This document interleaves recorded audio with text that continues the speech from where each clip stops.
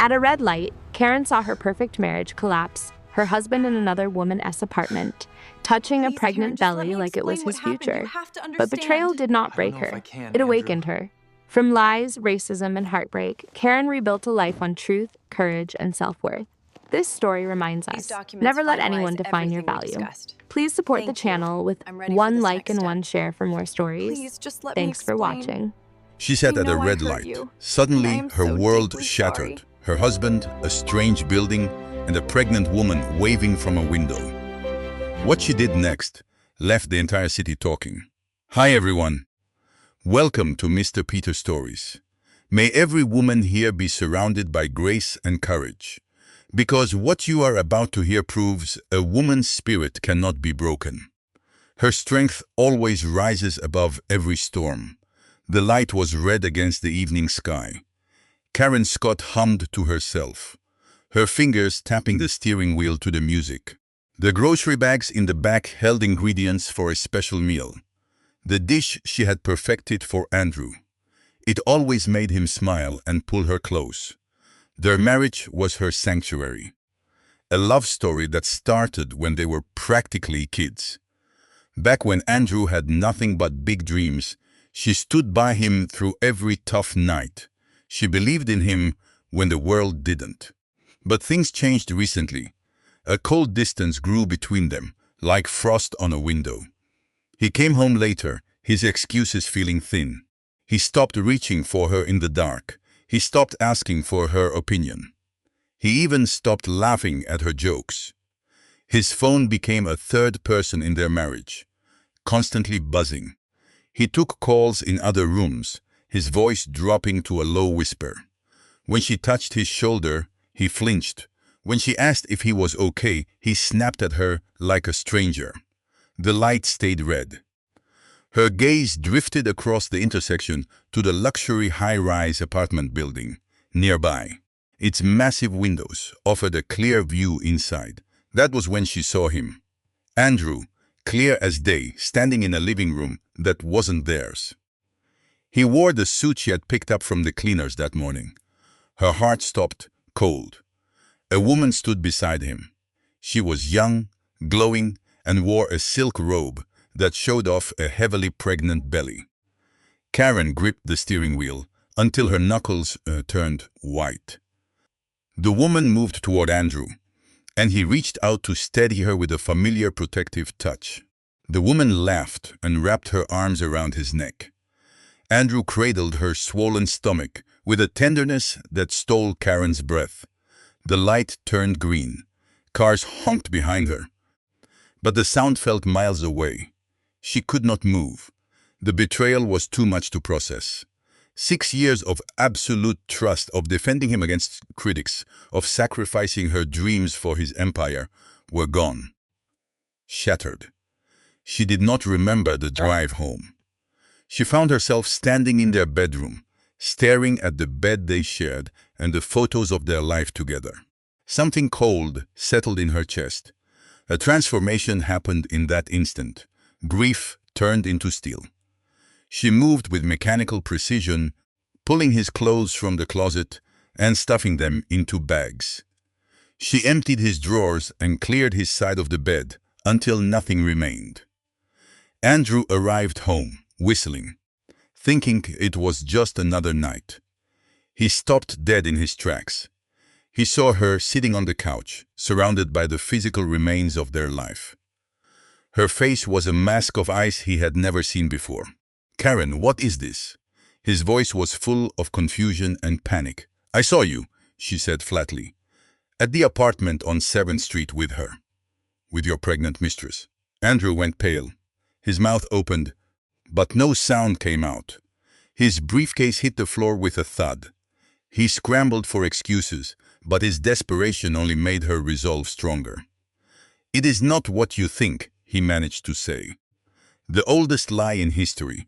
"Do not," Karen said, her voice dropping to a dangerous level. "Do not insult me by pretending I did not see it. Do not lie to my face when I saw you touch her belly. I saw you smile at her like she was your whole world."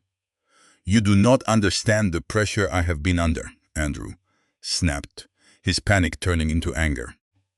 You do not understand my responsibilities. Legacy? The word felt like poison. We were supposed to build this together. You cannot give me children, he shouted with a cruelty that stole the air from the room. I found your old medical records. You have a condition that makes a pregnancy nearly impossible. I need an heir, Karen. What was I supposed to do? Just let my bloodline end. The room spun. Karen grabbed the couch for balance. Her mind reeled from information she never knew. A diagnosis she never received. A decision he made about her body without telling her. Her voice cracked as she spoke. You knew? You knew about a medical condition I never even heard of. Instead of telling me or fighting for solutions, you decided I was defective and found a replacement. I stayed out of guilt. Andrew said every word like a blade. I stayed because I felt sorry for you. But I cannot sacrifice my future for a marriage that fails me. Karen looked at the man she loved and saw a stranger. She walked past him to the door, grabbing only her keys. Karen, wait, he pleaded. Andrew followed her, his voice softer now. We can talk. She turned at the door one last time. I gave you everything, Andrew. My love, my trust, my life. I stood by you when you had nothing. I believed in you when no one else would. And the moment I wasn't perfect enough, you threw me away like trash. I hope she was worth it. She walked out into the night, leaving her old life behind. Andrew stood alone in the hallway, finally realizing that some bridges you burn can never be rebuilt.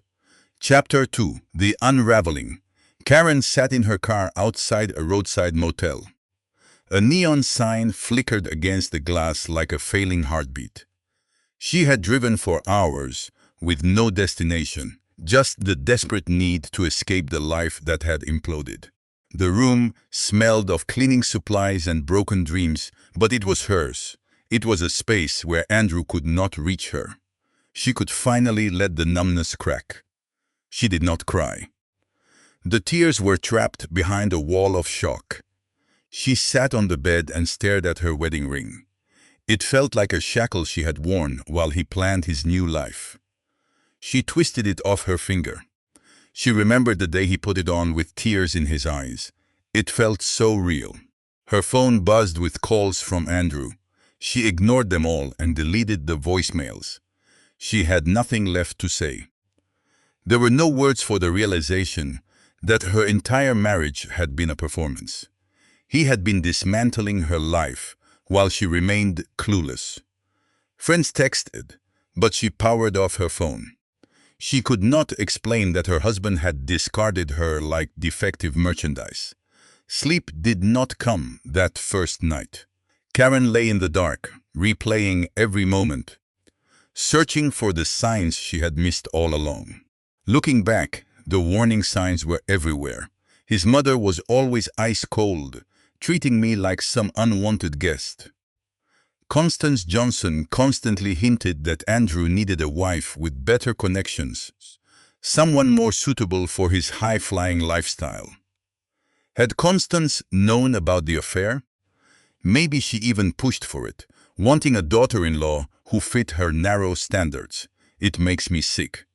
I spent years dealing with her polite, racist remarks while Andrew stood by and said absolutely nothing.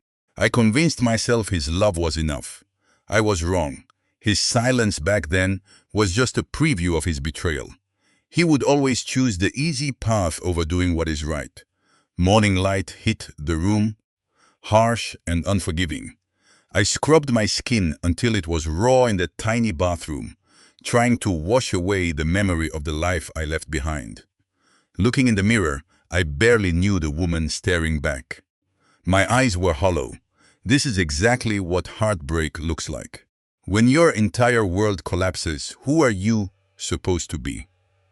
I needed a place to crash. I had to figure out how to survive without his money. I was starting from zero. It hit me hard. I put my own career on hold for years to help him build his empire. Now, all I had was a car and whatever was in my checking account. I had let myself become completely dependent, and those chains were ones I had built myself. I rushed to the bank and pulled out every cent before he could freeze my access. It wasn't much, just enough to scrape by for a few weeks, but it was mine. I found a tiny, beat-up studio apartment. The landlord didn't ask questions as long as I had the cash. I bought an air mattress and used clothes. Every single purchase was a painful reminder of how far I had fallen. I kept my phone off for days. I just could not handle anyone asking me how I was doing. When I finally turned it on, the messages poured in. Andrew called dozens of times. First, he was angry. Then he was begging. Friends were whispering about what happened, and their concern just felt like it was suffocating me. One text really stood out. It was from Jasmine, my old college roommate. She moved away years ago, but she sent a message that cut right through the noise. "Whatever happened, you did not deserve it. Call me when you are ready. I am here." I stared at the screen until the words blurred. The tears finally came, heaving sobs that shook me to the core. I cried for the girl who believed in fairy tales. I never saw the betrayal coming until it was too late. I cried for a future that would never happen. I sobbed until my throat burned, and I felt completely empty but somehow lighter. I knew I would survive. I did not have a plan yet, but I knew for sure Andrew would not destroy me. He took my heart and my home, but he could not take my spirit. I would rise from these ashes, and next time, I would be someone he could never touch or diminish again. Meanwhile, across town, Andrew was still at that window, leaving voicemails I would never hear. Behind him, Felicity Whitmore was smiling at her reflection, hand resting on a fake baby bump, already planning her next move in a game Andrew did not realize he was losing. Chapter 3. The Revelation. I landed a receptionist job at a small law firm. It paid barely enough for rent and groceries, but they did not ask about my resume gaps. The attorney, Patricia Langford, never commented on the hollow look in my eyes. Patricia just gave me a desk, a list of chores, and a kindness I desperately needed. Having a routine kept me sane. I answered phones and organized files, losing myself in the busy work so I wouldn't have to think about the betrayal. My coworkers tried to be friendly. I politely kept my distance. Then the divorce papers arrived, delivered with the same cold efficiency Andrew always used. 6 years of marriage were reduced to asset division and legal jargon. He offered me almost nothing, despite everything I had sacrificed for his success. I felt a distant anger, but mostly I was just numb. He wanted a quick exit. He wanted to erase me as easily as he replaced me. The sheer selfishness of it would have been shocking if I had any energy left to care. I signed the papers without a fight. I did not want a single thing that had his fingerprints on it. I wanted to cut ties and never look back. My signature felt like the final scene of a tragedy. It was the moment I finally let go of the illusion that our marriage was real. One afternoon, Patricia found me crying in the bathroom. I could not hide the ugly, shaking sobs anymore. She didn't offer empty words. She waited until I was ready, then took me to a quiet cafe. I spilled everything: the affair, the secrets, the cruelty, everything I had been holding in. My ex-husband did the exact same thing, Patricia told me. He left me for his secretary. It is such a cliché story, but I survived. You will too, even if it feels impossible right now. I asked her how she did it. She said it is just one day at a time. One breath, one step. Eventually, those small moments add up and start to look like a life again. It was not the life I planned, but it was mine. Her words stayed with me. I started to see my situation not as an ending, but as a chance for freedom. A chance to build a life that had nothing to do with Andrew or his mother. I was finally unchained from a man who saw me as disposable.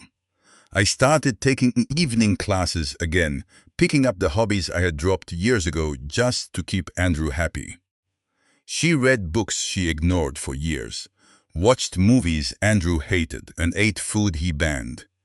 She was slowly reclaiming the person she was before marriage turned her into his sidekick. Every little choice felt like a quiet rebellion, like taking back the life he had occupied, without her even noticing. One afternoon, while filing paperwork in Patricia's office, Karen found documents that made her skin crawl. The firm handled corporate law, and buried in the files was a folder detailing a shell company used for hostile takeovers and corporate spying. Her stomach dropped when she saw a familiar name, Harold Brennan. Andrew always called him his biggest rival, the man trying to steal his ideas. As Karen read on, her hands began to shake. She saw connections that simply should not be there. Felicity Whitmore's name was everywhere. She was signing bank transfers and non-disclosure agreements for one of Brennan's companies. The timeline matched up perfectly with when Andrew started acting strange, working late and pulling away. This was not just a simple affair. This was a calculated strike, designed to ruin Andrew from the inside, while he was too blinded by his own ego to see the weapon in his house. Karen should have felt happy to see him betrayed, just like he betrayed her. Instead, she felt a hollow ache. He had thrown away their marriage for a woman who only saw him as a target. He had fallen for lies meant to exploit his weaknesses. Part of her wanted to warn him, like someone watching a storm roll in. But the part of her, still hurting from his cruelty, stayed silent. She watched the trap close around him with the cold distance of someone who knows you only learn from pain when you experience it yourself. She took photos of the documents and put them back. She kept the proof, but she would never report it. Whatever happened to Andrew was his own fault, the result of valuing the wrong things and hurting the person who actually loved him. She had tried to save him by being the perfect, sacrificing wife. That version of her died the second she saw him with that other woman.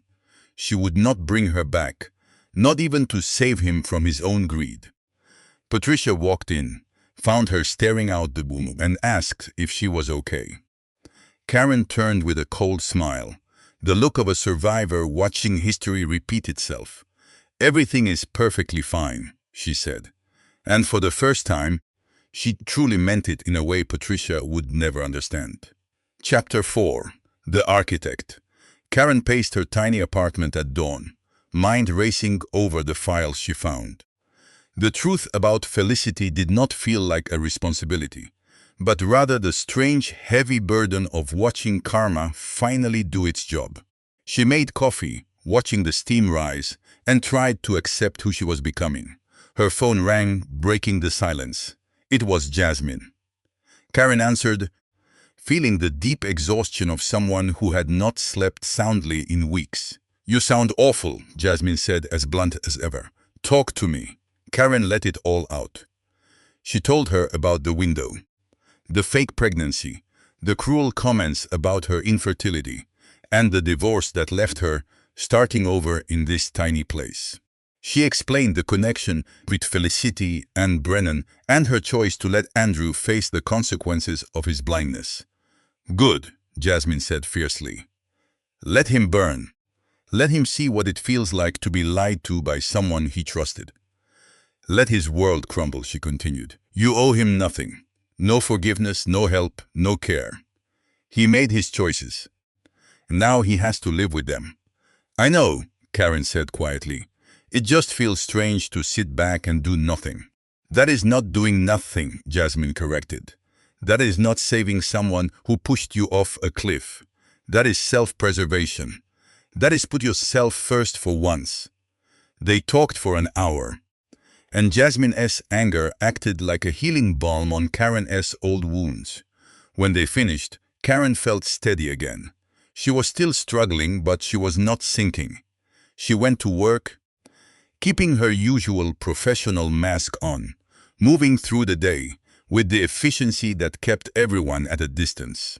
But her mind was still on Andrew, wondering when he would finally discover the truth about Felicity, when he would feel his world collapse just like hers had, when he would realize the person he loved was never really there. The call came on a rainy Tuesday. Andrew's name flashed on her screen. Karen hesitated, then answered. His voice sounded broken, raspy, and weak, nothing like the man who had cast her aside. "Karen, please," he begged. "I need to talk to you. I have to tell you something." "I have nothing to say to you, Andrew," she replied, voice flat. "Sign the papers and move on." She was not pregnant, he rushed out. It was all a lie. She was working for Brennan, stealing from me, and destroying everything. "Karen, I lost it all. My company, my money, it is all gone." Karen closed her eyes, picturing the documents she had hidden away, the proof that could have saved him. She felt no joy, only a distant sadness for how completely they had both been destroyed by his choices. "I am sorry that happened to you," she said, and she meant it, but not because she wanted to help. "This is not my problem anymore. You ended our marriage. You threw me away." "I know I hurt you," Andrew cried. "But my mother poisoned me against you. She told me you were trying to trap me. I was too weak to fight her. I am so sorry. Your mother did not force you to cheat," Karen said coldly. "She did not make you dig up my medical records and decide I was defective without talking to me. Your mother did not make you say those cruel things about pity. Those were your choices, Andrew. Own them." "I know," he whispered. "I destroyed the best thing in my life because I was selfish and believed the wrong people. I would do anything to fix it, Karen." "Some things cannot be fixed," she said, her voice now calm and final. "You made your choices, and I am making mine. Goodbye, Andrew." She hung up before he could say another word, refusing to let his suffering become her burden again. She sat there with shaking hands, feeling a final piece of their past break off and drift away. She did not forgive him, and she probably never would. But she no longer needed his pain to make herself feel better. Patricia walked over, having heard enough to understand. "That sounded difficult," she said. "It was necessary," Karen replied, looking her in the eyes. "I needed to hear him broken to finally let go of the lie that he ever really loved me. Now I know the truth. He only loved himself. I was just convenient until I was not." "What will you do now?" Patricia asked. Karen looked around the small office at the life she had built from the ruins of her marriage, at a future stretching before her, blank and uncertain, but finally hers to shape. "Everything," Karen said, smiling for the first time in weeks. "I am going to do everything I never got to do while being his wife." Outside, rain washed the city clean, and Karen felt hope stirring in her chest where her heart used to be, fragile but undeniably alive. Chapter 5. The Foundation. Karen stood in the community college classroom, notebook open, focus locked on the instructor. She was learning principles she had abandoned years ago when Andrew's ambitions became her entire world. Returning to school felt like reclaiming a piece of herself she thought was lost forever.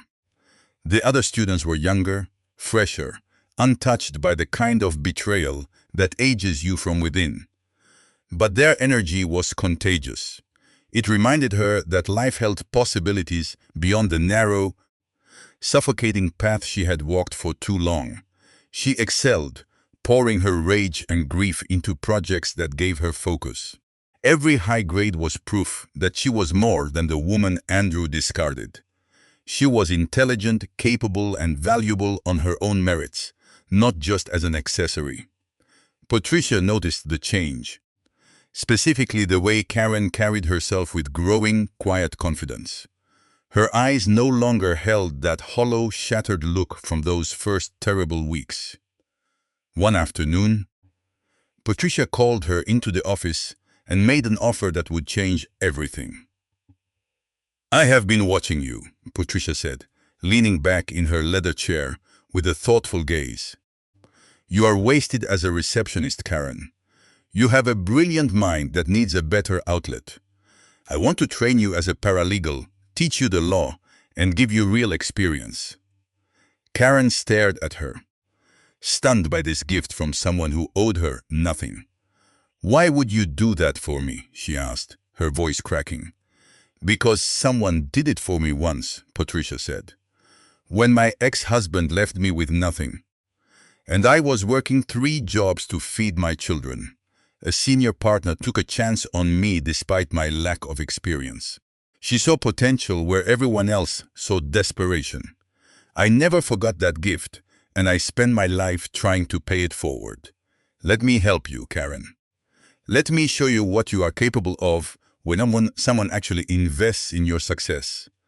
Tears streamed down Karen's face. Tears of relief and something that felt dangerously close to hope. She had been so used to being diminished, and having her dreams dismissed that genuine support felt almost impossible to believe. "Thank you," she whispered, the words feeling inadequate for the magnitude of what Patricia was offering. "I will not let you down. I promise. I know you will not," Patricia said with certainty. "Now stop crying and get back to work. You have a lot to learn, and I do not accept anything less than excellence." Karen threw herself into her new role with fierce dedication. She learned the details of contracts and negotiations, the strategies used to protect clients, and how the legal system could be navigated to achieve actual fairness. Patricia was a demanding teacher, allowing no excuses and pushing Karen harder than anyone had ever pushed her before. Unlike Andrew's criticism, which always felt like a way to tear her down, Patricia's high standards came from a belief in Karen's potential. She also made a decision that had been brewing since discovering her supposed infertility was based on bad information. She booked a fertility specialist to get the truth. The doctor reviewed her medical history, ran new tests, and delivered news that shifted Karen's world. "There is no reason you cannot have children," the doctor said, smiling warmly. "Your old diagnosis was preliminary and should have been followed up with testing that apparently never happened. With proper monitoring, pregnancy is absolutely possible for you. Whoever told you otherwise was using incomplete data." Karen left feeling both vindicated and enraged. Andrew had destroyed their marriage over a medical condition that never existed, replacing her based on lies he never bothered to verify. The cruelty of it was breathtaking. The casual way he had made permanent decisions about her body without her consent. But beneath the anger was something powerful. She could have children if she chose. She could build the family she always imagined instead of being defined by what he took. The future now held possibilities she had mourned as impossible. Jasmine visited one weekend to check on her friend. She found Karen in a new apartment, slightly larger and nicer, decorated with touches that spoke of someone rebuilding a life rather than just trying to survive the day. "You look good," Jasmine said, surprised. "Tired, but good. Like you are actually living instead of just going through the motions." "I am," Karen admitted, pouring wine. "It still hurts, and I have days where I want to scream. But I am building something that belongs only to me. Patricia is teaching me so much, and I found out I can have children if I want." "Andrew was wrong about everything," Jasmine said with satisfaction. "He threw away a diamond because his mother said you were not good enough, and now he is broken while you are thriving. I call that justice." "It does not feel like justice," Karen said thoughtfully. "It just feels like waste. We could have had something beautiful if he had been brave enough to fight for it. If he valued me over his mother, but he did not. So here we are. I am not glad he is suffering, but I am glad I am not suffering with him anymore." They spent the weekend laughing in ways Karen had not laughed in months, remembering who they were before life got painful. Jasmine reminded Karen that she had an identity beyond being a wife. She was still herself under the trauma, still capable of joy and friendship that had nothing to do with Andrew. When Jasmine left, Karen watched the city lights flicker like possibilities. She thought about the woman she had been at that traffic light, naive, trusting, and about to be shattered. She thought about the woman she was now, wiser and stronger for having survived her own destruction. She thought about the woman she was becoming, undefined by anyone's expectations, free to pursue whatever future she could imagine and build with her own hands. Her phone buzzed with a message from Patricia, and Karen smiled. She had a purpose now, a path forward that belonged to her. Nothing Andrew did could take that away, because she had built it from the ashes. She was rising, and when she stood at her full height, she would be magnificent. Chapter 6. The Emergence. Karen attended the legal conference with Patricia, her first big event, and felt out of place among the expensive suits. She had never been comfortable in these environments. Even as Andrew's wife, always feeling like an intruder in spaces designed for people who moved differently than she did. Patricia insisted this was vital. Network, learn, grow. Karen trusted her mentor, despite the nerves. The keynote was fascinating, all about legal ethics and hard choices. Karen was hooked. She took frantic notes, ignoring the buzzing room. Patricia introduced her to some veteran lawyers. They were polite but dismissive, looking right through her like she was invisible. She was used to it. The judgment, the cold stares, it still hurt, even if she wouldn't show it. She stayed professional, answering sharply. Then, during a lecture, she saw him. She hoped it was a trick of the light, just trauma playing games. But then he turned. It was Andrew. He looked older, tired, and honestly, quite pathetic. Her gut screamed at her to run, escape before he saw her. But she stayed rooted. Why should she leave a room she had every right to be in? She had done nothing wrong. She refused to let him control her space anymore. Andrew didn't spot her, thank goodness. He looked desperate, like he was searching for answers. She watched from afar. The man she once loved looked like a wreck. His suit was faded, his shoes were scuffed. He had clearly fallen a long way. Lunch came. She tried to avoid him, but they collided in the hall. His face went pale. Shock, guilt, and something else, maybe longing, flashed in his eyes. Karen walked past him without a word, cold as ice. She saw him flinch. She felt nothing. He was just a ghost from a life that wasn't hers anymore. That bond was dead. Patricia noticed, asking quietly if he was an ex. Karen just shook her head. A former stranger, she corrected, someone she had invented in her head. During lunch, Patricia talked about her own divorce. It gave Karen hope. Maybe there was a path forward. Then Andrew appeared. He looked humbled and broken. He asked for just a minute. Patricia looked ready to step in, but Karen nodded. She followed him to a quiet corner. Andrew looked at her, his voice shaking. He told her she looked successful and confident. Karen cut him off. She did not want a reunion. She was here for work. Andrew didn't argue. He just kept talking about his regret. He destroyed the best thing he had, and he knew it.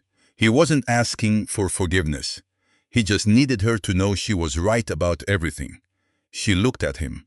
He actually seemed changed. It would have been easier if he were still a villain. This growth was annoying. It complicated the story she had told herself. She thanked him for the apology, but she made it clear. Nothing was changing. That bridge was burned. He nodded slowly, telling her again how he had traded her for nothing. He walked away, defeated. Karen went back to her table, her mind a mess. She should have felt like a winner, right? So why did she feel so sad? It was just such a waste of something that could have been beautiful. Patricia stayed silent, giving her space. They finished the conference, growing their network. Leaving felt like a fresh start. Back home, she looked in the mirror. She was different now, harder, stronger. and more resilient than she ever thought she could be. Andrew's apology didn't fix the past, but it confirmed the present. She was right to leave. She wasn't crazy. She was free to build the future she wanted. It was a bitter lesson, but a necessary one. She wouldn't waste another second on him. She dove into her work to avoid thinking. Still, the dreams persisted. Memories of when love felt real. She would wake up crying, whispering his name, despite everything she knew about him. She dated a few guys, but it felt like acting. A role she played to convince herself she was moving on, while keeping her heart locked tight. They eventually sensed it and left. She didn't mind. Then Jasmine called. She could hear the worry in her voice. Time for the truth, Karen. What happened? Karen told her about seeing Andrew at the conference, about his apology and his clear regret, about the painful realization that he had changed, even if it came far too late to fix the damage. You still love him, Jasmine said flatly. Her tone was caught between sympathy and an accusation.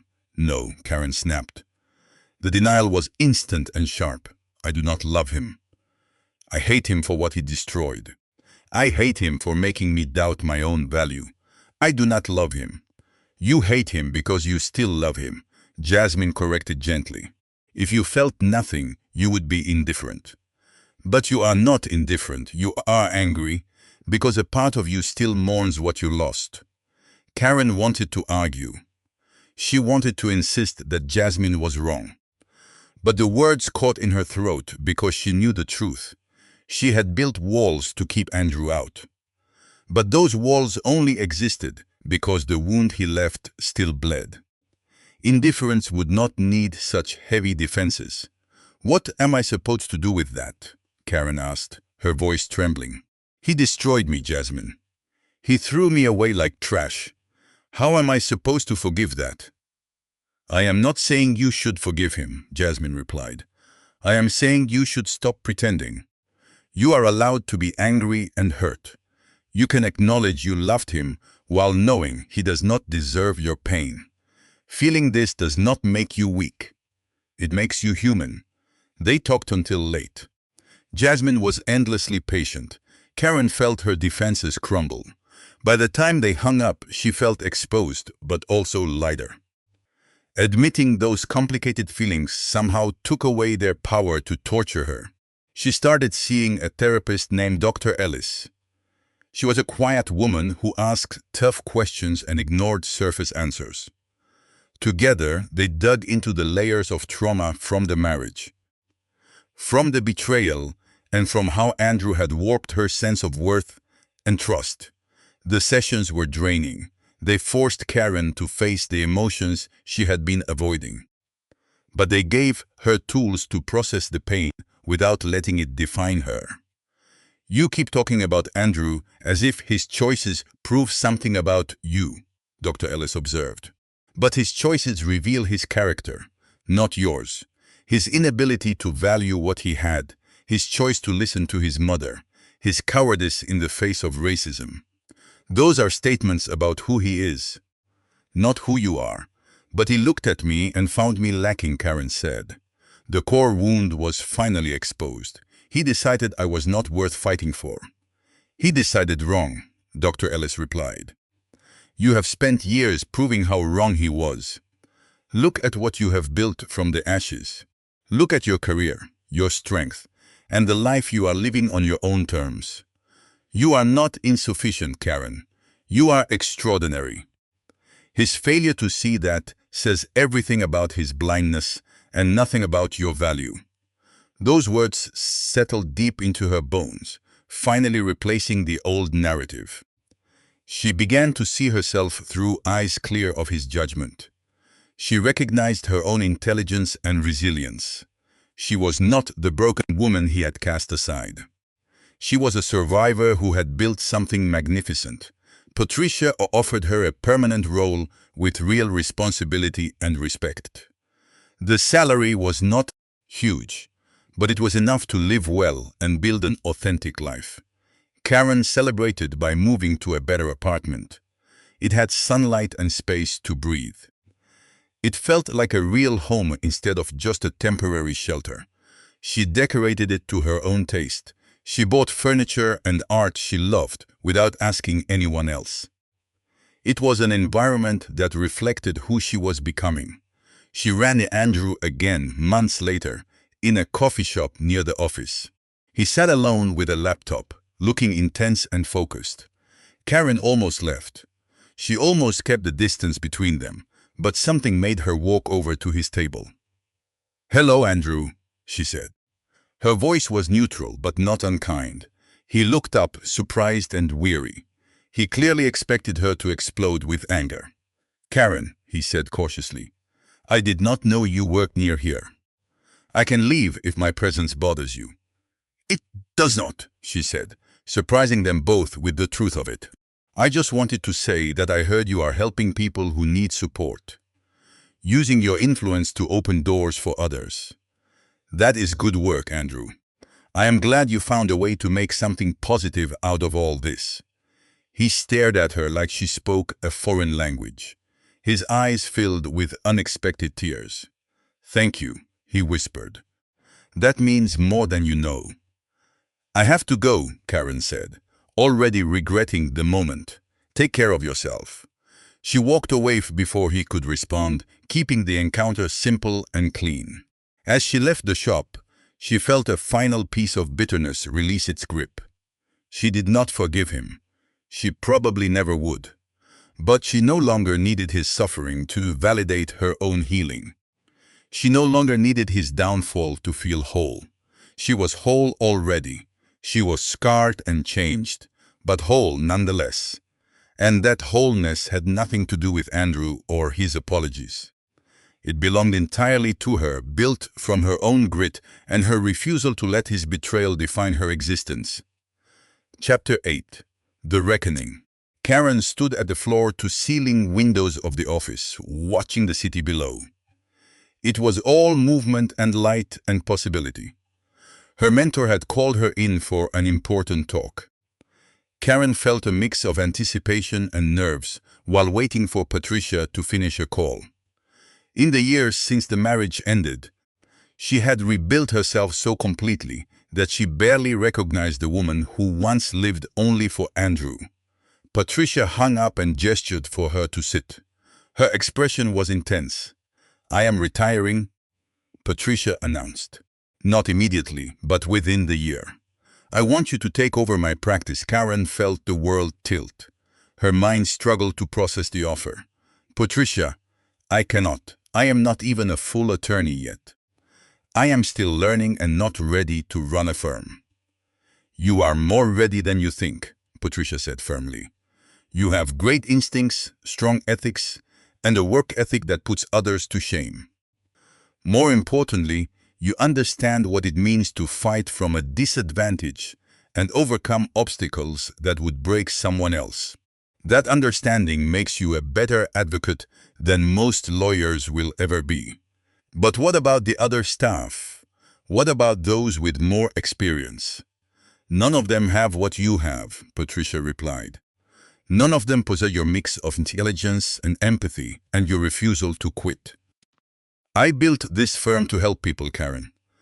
I want to leave it in hands that will honor that mission." "Your hands." Tears blurred Karen's vision. Gratitude and disbelief warred in her chest.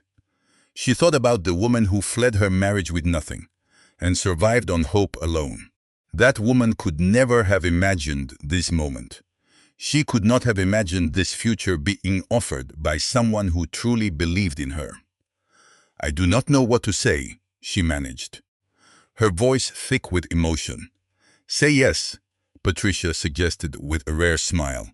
"Say you will finish your education and take over this firm and keep helping people who need a voice. Say you will not waste your gifts by playing small to make others feel better." "Yes," Karen said. The word felt like a vow. "Yes, I will do it. I will make you proud." "You already have," Patricia said, squeezing her hand. "You make me proud every single day. The way you survived, Andrew. How you refused to let that pain define your limits. You turned your struggle into a purpose. This world needs more people like you. Karen left the office feeling like she was floating, her heart ready to burst. She wandered the streets aimlessly, her mind spinning with new possibilities. She felt a deep, overwhelming gratitude for finally being truly seen, not as someone expected to fit a mold, but for who she really was. That evening, Karen sat home with wine, her heart full instead of empty. She thought about calling Jasmine or posting the news online. Instead, she sat in quiet reflection, thinking about how far she had come from that traffic light where her life shattered.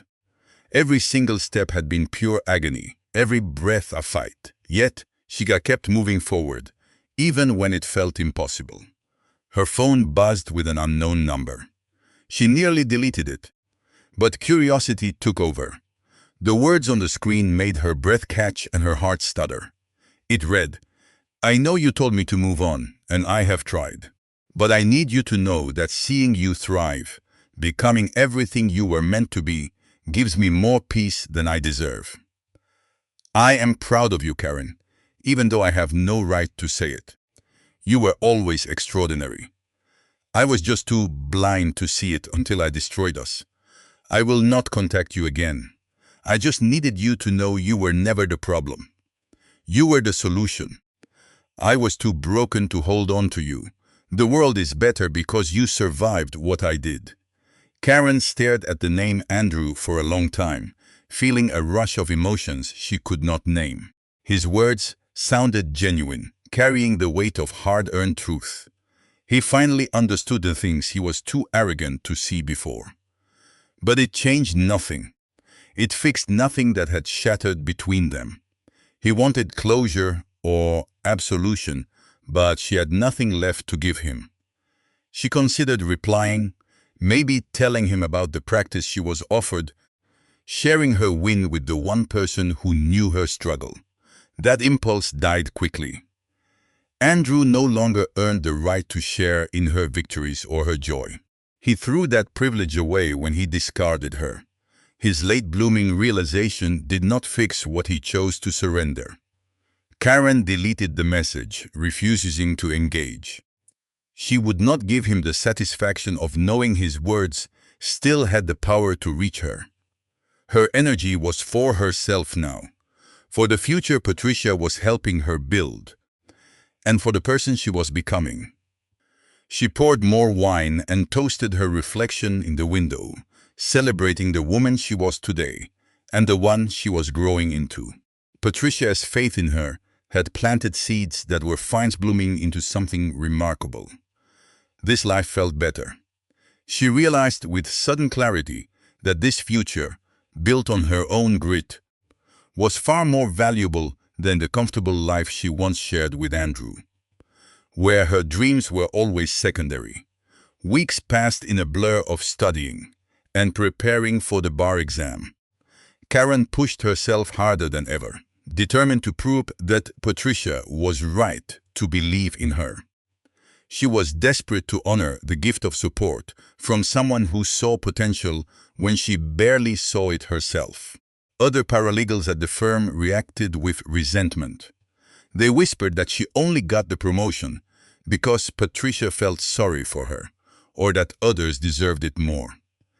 Karen ignored the gossip, refusing to let their jealousy dim her success or make her doubt the years of sacrifice she put in. She knew her own worth. She understood that she did not need external validation or approval. She was brilliant at her job, and anyone who could not see that was only showing their own limitations. She had learned this lesson the hard way. Through Andrew's rejection and the long climb back, his cruelty taught her that other people's inability to value you says everything about them, not you. She carried that knowledge like armor, protecting her against the petty dismissals that once would have cut her deep. An invitation to a charity gala arrived, supporting women escaping domestic and financial abuse. Patricia encouraged her to attend, insisting that networking was essential for someone about to take over a practice. Karen almost declined, her introversion pulling her back from the crowded event. But something made her accept. Perhaps it was the cause, so close to her own journey of rebuilding. Perhaps it was the realization that hiding from opportunities just because they felt uncomfortable was no longer an option. She needed to prove she could hold her own in any space. She bought an elegant, powerful dress that announced her presence instead of apologizing for it.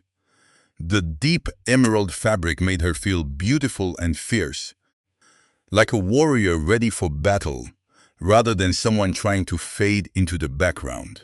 Looking in the mirror that night, she saw a woman who had survived hell and emerged magnificent.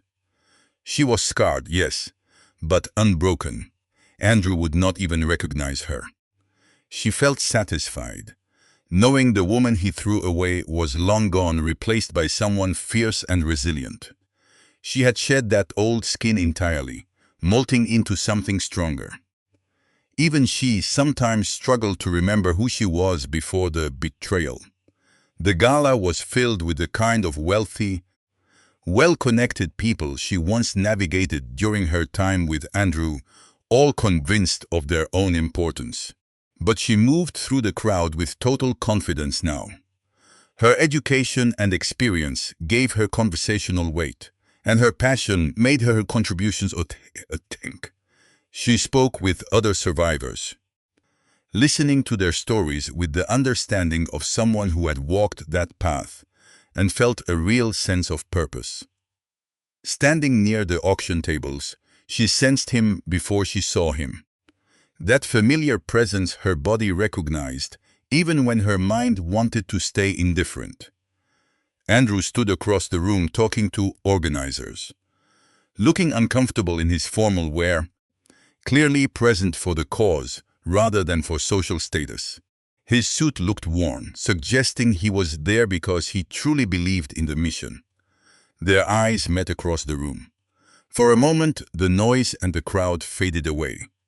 Years of history vanished, leaving just the two of them, tethered by a past too complex to ever fully untangle. Karen felt her pulse quicken despite her best efforts. Her equilibrium felt suddenly fragile. She read the surprise on his face, the pain and longing he could not hide, the way his body leaned toward her before he stopped himself and stayed rooted in place. Karen turned away first, refusing to let him derail her evening. She had worked too hard to reach this peace and purpose, to let his sudden appearance shatter everything she had built for herself. Yet, she felt him throughout the rest of the night, a ghost from her past haunting the edges of her present. She gave a short speech about the foundation, her voice steady as she talked about rebuilding from nothing. She never mentioned Andrew, but anyone who knew their story understood the echoes. She talked about helping women reclaim their lives, and the power of believing in someone who had been broken. When she finished, the applause was deafening. Karen felt tears coming, even though she fought to stay composed. Patricia stood front and center, beaming with pride. Karen focused on her mentor instead of searching for Andrew. She refused to give him that power. When she finally stepped onto the balcony for air, she knew he would follow. The door clicked. She did not need to turn to know he was there. His presence felt as familiar as her own heartbeat. The cool night air hit her face, a welcome relief from the stifling room inside. She could feel him standing right behind her. The air felt heavy and charged. "I was not following you," Andrew said quietly, his voice painfully familiar. "I just needed air too. I can leave if you want." "Stay," she heard herself say. They were both shocked. "We are adults. We can share a balcony for a minute." He moved closer but kept his distance. The silence stretched between them, thick with everything left unsaid. She felt the tension in him, the struggle to find the right words. "You gave a beautiful speech," Andrew said, his voice raw. "You talked about rebuilding after devastation. You were powerful, Karen, really powerful." I sat there, realizing I was witnessing exactly what I threw away. I felt proud and devastated at the same time. "Thank you," she said stiffly, uncomfortable with praise from the man who once destroyed her. "I have tried to stay away," Andrew continued, his words spilling out. "I wanted to leave you in peace, but seeing you tonight, seeing the woman you have become, I cannot pretend I do not think of you constantly. I regret everything I threw away. You were everything I should have protected, yet I destroyed you. Watching you thrive is the most beautiful and painful thing I have ever seen." "Andrew, do not," Karen warned. "It has never been simple," he replied, turning to face her. His eyes were full of raw pain. "I destroyed the best thing that ever happened to me because I was weak and believed my mother's lies. I threw away a woman who loved me for a fake pregnancy and a legacy that meant nothing. Everything I touched turned to ash, and I deserved it. It does not make it easier knowing I hurt you so badly." Something cracked inside her chest.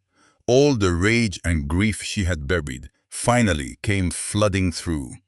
Her hands gripped the railing until her knuckles went white, her body trembling as she tried to keep it together. "You want to know the worst part?" she asked, her voice shaking. "It was not the affair. It was realizing you never loved me.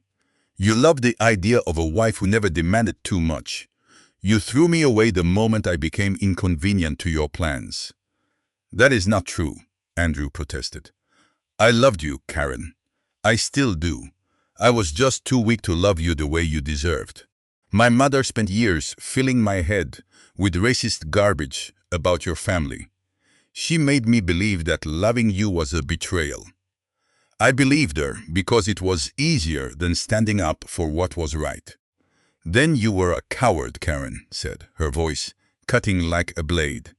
"You valued your mother's approval over our marriage. You made life-changing decisions about my future without ever giving me the courtesy of the truth. You replaced me and acted shocked when I would not forgive you. Your bravery comes years too late to fix anything." "You are right," Andrew said, tears streaming down his face as his composure finally shattered. "I was all of those things. I am working every day to change. I know I cannot fix what I broke. I know you will never forgive me, and you really should not. But I need you to know that losing you taught me what matters. Everything I do now is an attempt to honor what you survived."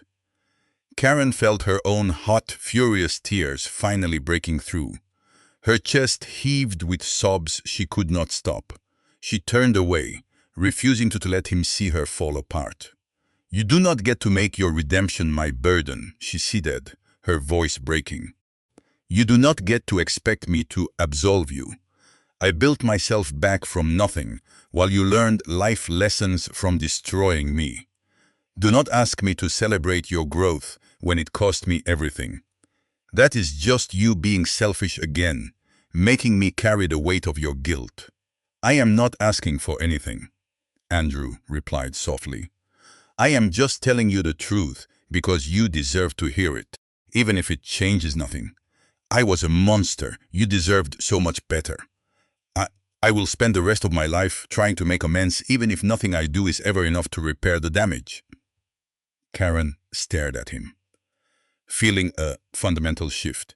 She hated him, but she realized her anger was just love that had been poisoned. Her continued in pain was proof that she still cared enough to be wounded.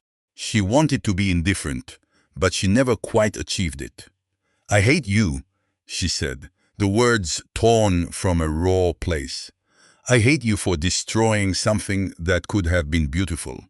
I hate you for making me doubt my worth. I hate you for letting your mother's racism win.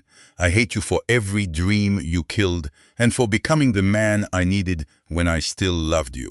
"I am sorry," Andrew whispered, his voice breaking.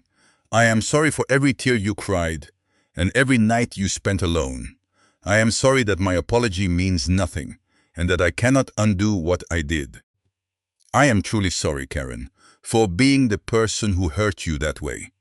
They stood amidst the wreckage of their past, Two people who loved and destroyed each other, chained by shared trauma they could never fully escape. Karen felt exhausted, deep in her bones. She was tired of carrying that heavy weight, of letting his betrayal define her future, and of holding on to anger that only kept her tied to a man who no longer deserved her heart. "I found out the infertility diagnosis was wrong," she said, the words slipping out before she could stop them, before she could protect him from this final crushing truth. "My body is fine.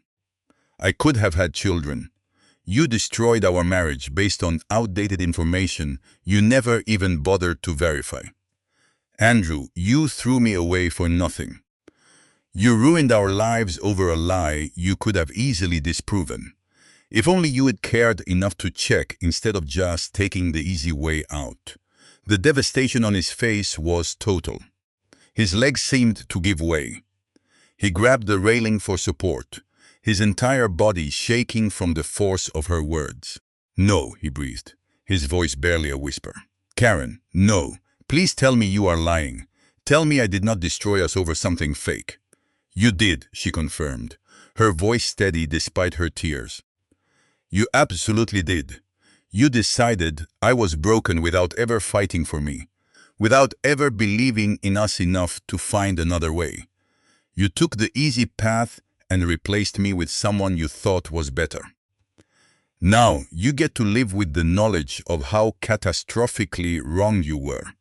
You threw away a woman who could have given you the family you claimed to want. You destroyed a real future while chasing a fake one. That is what you did, Andrew, and that is what you have to live with now." "I do not know how to survive this," Andrew said, his voice cracking as tears streamed down his face. "I do not know how to live with what I have done to you, or how completely I destroyed everything that truly mattered. How do I breathe knowing I ruined our lives over a lie?" "You figure it out, just like I did," Karen said, her tone hardening. "You wake up every single day and you choose to keep breathing even when it feels impossible. You build something new from the ashes of what you destroyed. You become someone new because the old version of you is too broken to go on. You survive, Andrew, because the alternative is unacceptable. You survive because others depend on you. Because giving up lets your cruelty win, and you owe it to everyone you hurt to at least try to be better." She turned to leave him with his guilt, ready to return to her life. But his next words stopped her cold. They pierced her armor in a way she never expected. "I never stopped loving you," he said quietly, his voice barely a whisper, but carrying the weight of absolute truth. "I never moved on or found someone else. I have been alone since you left, Karen, because no one else could ever be you. You are the only person I ever wanted.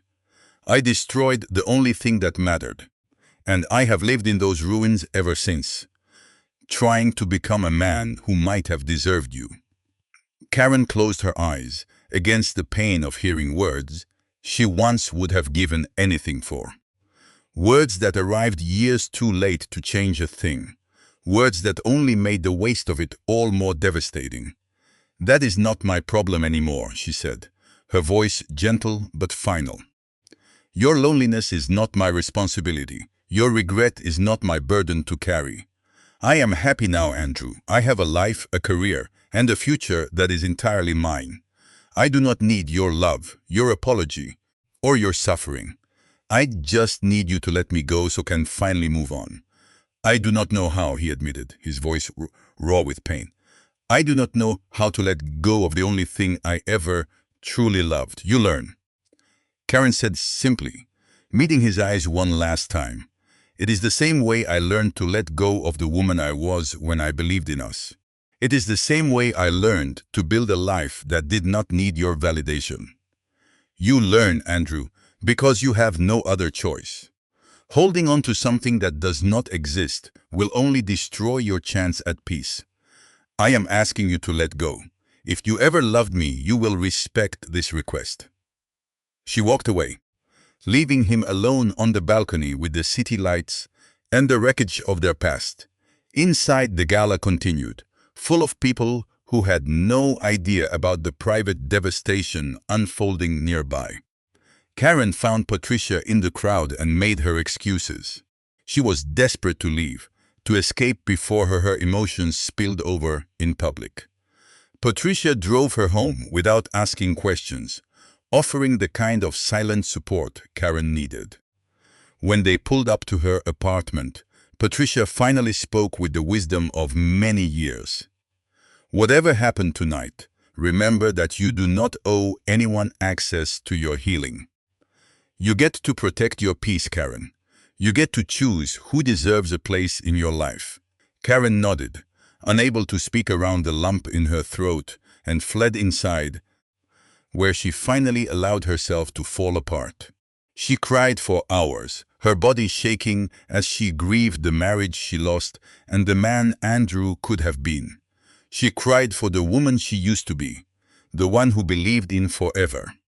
She cried for all the wasted years, the missed opportunities, and the paths they never walked together. When the tears stopped and dawn broke over the city, Karen felt a sense of peace. She had confronted Andrew, told him what his betrayal cost her, and refused to make his redemption easy. She had been honest about her pain, her anger, and her continued inability to forgive him. Somehow that honesty lifted a weight she had not realized she was carrying. She could not forgive him. She might never forgive him. But she no longer needed his destruction to feel whole. She was whole already, she realized. Her strength and determination had nothing to do with him or his apologies. That wholeness belonged entirely to her, earned through survival and the refusal to let his betrayal define her. Chapter 10. The Beginning. Karen stood in her new office, boxes still unpacked, trying to absorb the reality that this space was finally all hers. Patricia had officially retired, passing her practice to Karen in a ceremony that felt both terrifying and thrilling. The nameplate on the door displayed her name in large letters, announcing to the world that she had not just survived, but thrived beyond anyone's expectations, especially her own. She had not seen or heard from Andrew in over a year, not since their talk on the balcony when she finally released her anger. She occasionally heard his name, whispers that he was doing good work as an advocate, that he had truly transformed his approach to wealth and power. She felt nothing when she heard these updates. Truly nothing at all. And that indifference was the greatest gift his absence had given her. Her life was full in ways she never imagined. She had clients who trusted her and a reputation built on integrity, not on connections or manipulation. She dated occasionally but stayed emotionally guarded in ways she no longer felt guilty about. She protected her hard-won peace with boundaries that kept everyone at a safe distance. Maybe one day she would be ready to risk her heart again. But that day remained comfortably far away. The buzzer sounded, and Karen checked her schedule with confusion. Her assistant's voice came through, sounding apologetic. "There is someone here to see you without an appointment. He says it is urgent." His name is Andrew Johnson. Karen's heart skipped a beat despite her best efforts to stay indifferent. Her carefully built calm suddenly felt fragile. She could refuse to see him, could send him away with a message that she had nothing left to say, but her curiosity won out. That same stubborn refusal to run that had defined her survival. "Send him in," she said, already regretting the choice but unable to take it back. Andrew walked in. He looked thinner, worn down by suffering, but his eyes were clear. "No games this time. I know I have no right to be here," I started, standing awkwardly by my desk. "You told me to let you go," he said, and I tried. "But you need to know this. I couldn't let you hear it from anyone else." "What is it?" I asked, keeping my professional mask on.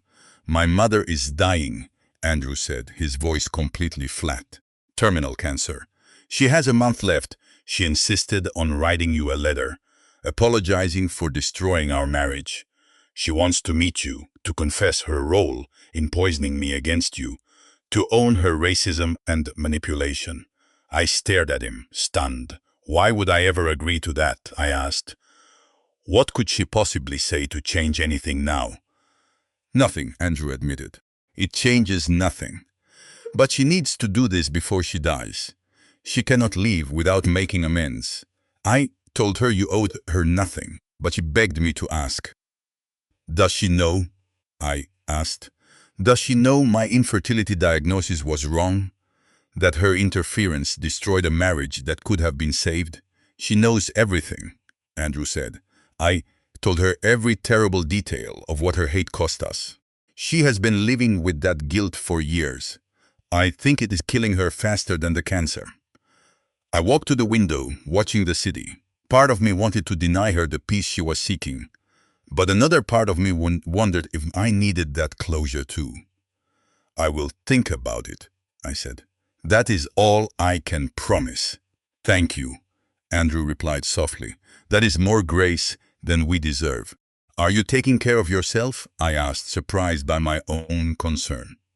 I am surviving, he said with a sad smile, trying to be someone who deserves peace even if I never get it. Are you content? I said. I have work that I am happy, but I am not miserable. That is enough. You deserve it, he said. He left, and I felt strangely hollow. I thought about her request. Would this bring healing or just reopen old wounds? After days, I agreed to go, not for her, but out of a morbid need to see the truth. I found her in a private hospice room. She looked ravaged by disease, but still had that fierce, cold spirit. Thank you for coming, she said, her voice weak. You have every right to refuse me. You do, I agreed, keeping my distance. Say what you need to say. She spent an hour detailing her crimes. How she poisoned Andrew with lies. How she took my old medical records and twisted them to prove I was broken and unfit.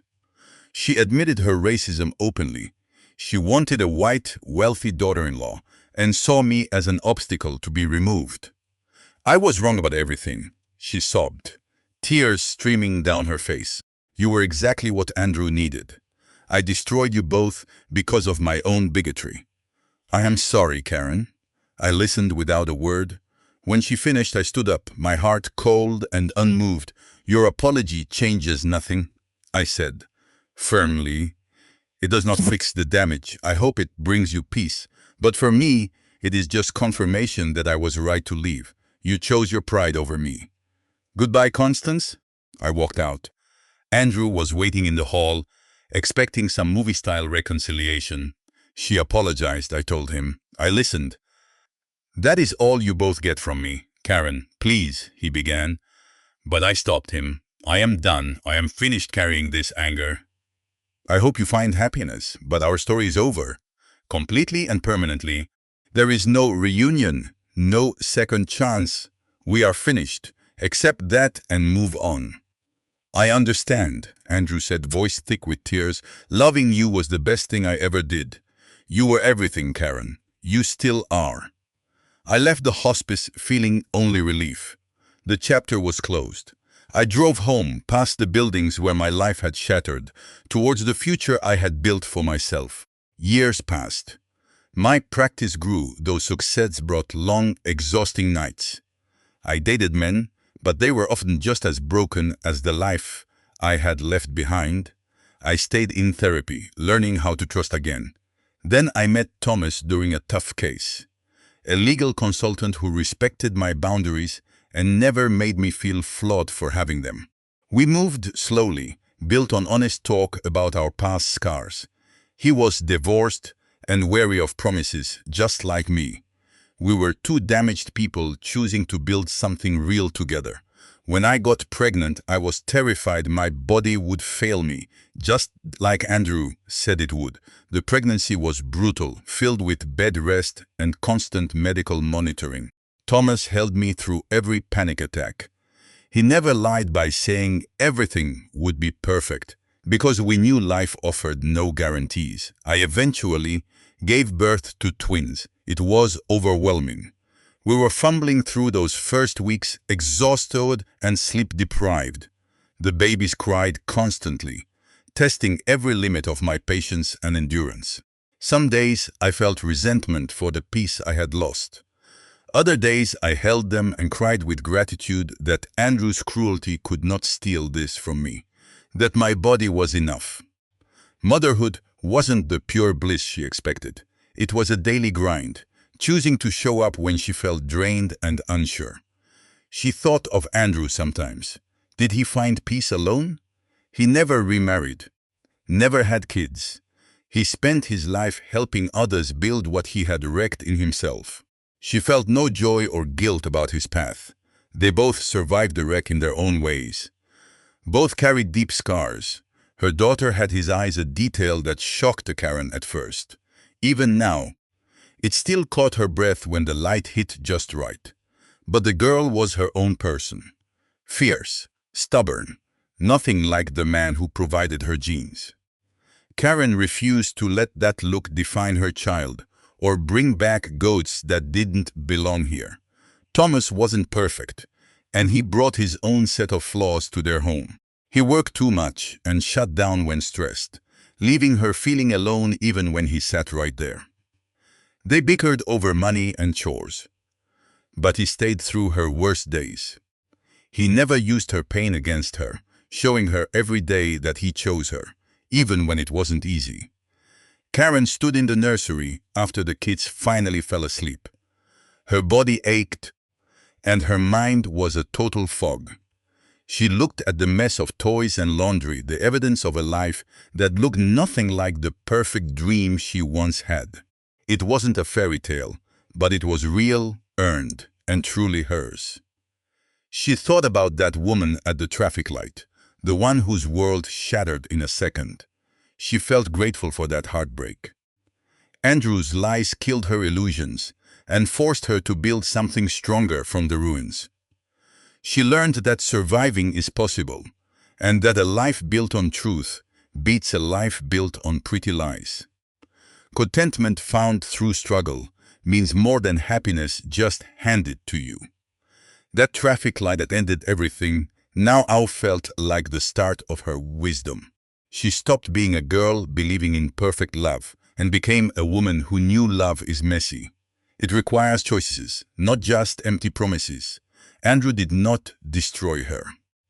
He forced her to become someone who could survive anything and build something real from the ashes of fantasy. City lights twinkled outside. Karen allowed herself a tired smile.